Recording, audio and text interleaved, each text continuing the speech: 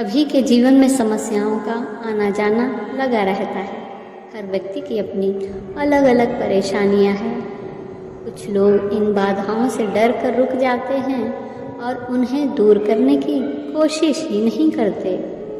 इसका नतीजा ये होता है, समस्याएं और बढ़ जाती हैं। तो कुछ लोग उन्हें मिली नेमतों की तरफ नहीं देखते और उनका ध्यान केवल समस्याओं की तरफ ही जाता है।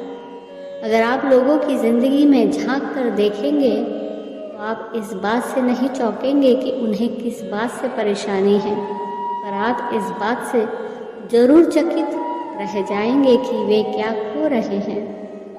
अच्छा जीवन जीने के लिए आपको मुश्किलों में भी संभावना तलाश करनी आनी चाहिए, ना कि संभावना में मुश्किल खोज लेना। जीवन में समस्याओं से सामना होना तो तय है, लेकिन उनका दुख मनाना या ना मनाना आपके ही हाथ में है। आपको समझना होगा कि आप समस्याओं को हल करने की तरफ देख रहे हैं या उनसे हिम्मत हार रहे हैं।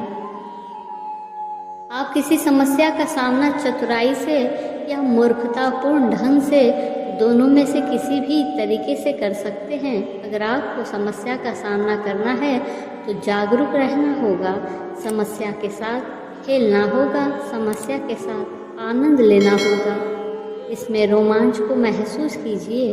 अगर आप समस्या के साथ भी आनंद में रहते हैं तो आप समस्या से बड़े हैं, अन्यथा समस्या आपसे बड़ी हो जाती है।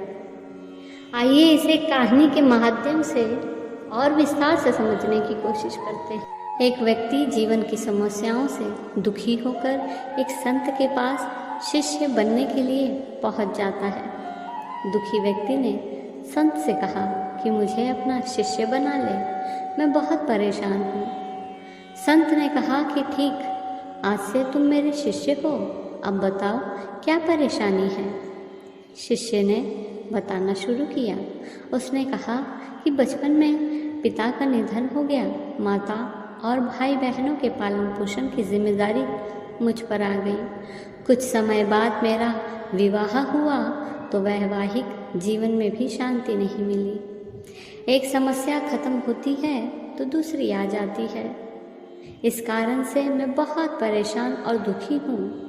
किसी भी काम में सफलता नहीं मिल पाती है। संत बोले कि मैं तुम्हारी समस्याओं का हल कल बताऊंगा, अभी विश्राम करो। कल सुबह तुम मेरे साथ चलना।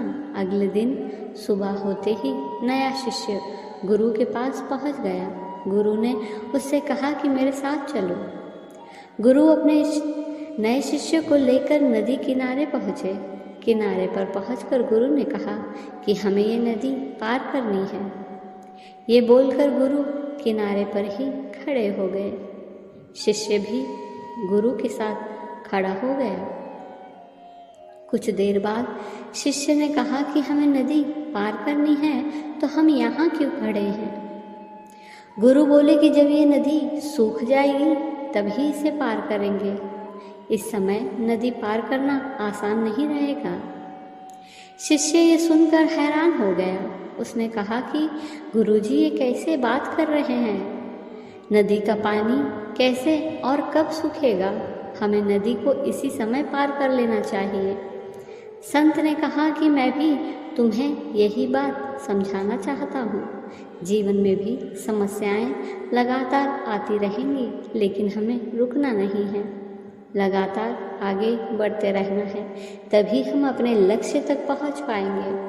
आगे बढ़ते रहेंगे तो समस्याओं के हल भी मिलते रहेंगे, लेकिन एक जगह रुक जाएंगे तो एक भी समस्या हल नहीं हो पाएगी और हमारा जीवन संकटों में फंसता चला जाएगा।